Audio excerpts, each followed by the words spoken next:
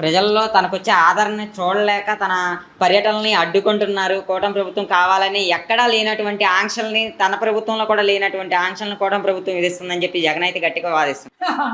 ఈయనకి మేము అడ్డుకుంటామా?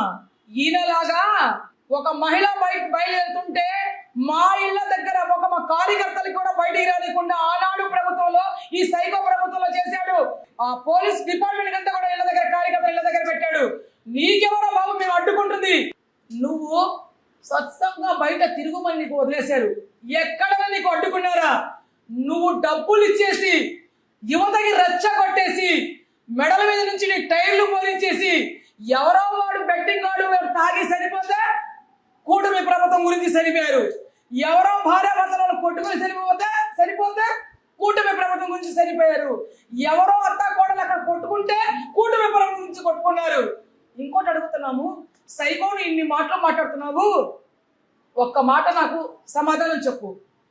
నీ రక్తంలో పంచుకున్న పుట్టిన చెల్లి ఎందుకు నీ పేటెంట్ కుక్కలు ఆ రకంగా మాట్లాడిస్తుంటే వాళ్ళకి ఎందుకు నువ్వు నోరు కట్టట్లేదు? ఎందుకు చెల్లి గురించి కూడా ఇంత అసభ్యంగా మాట్లాడుతుంటే నువ్వు ఎందుకు దానికి సమాధానం చెప్పలేకపోతున్నావు?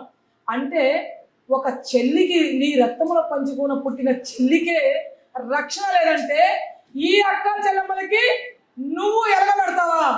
నువ్వు ఎలగబెట్టేవాడు కాబట్టే ఈ అక్క చెల్లెమ్మలే నీకు బంగాళాఖాతంలో కలిపేశారు.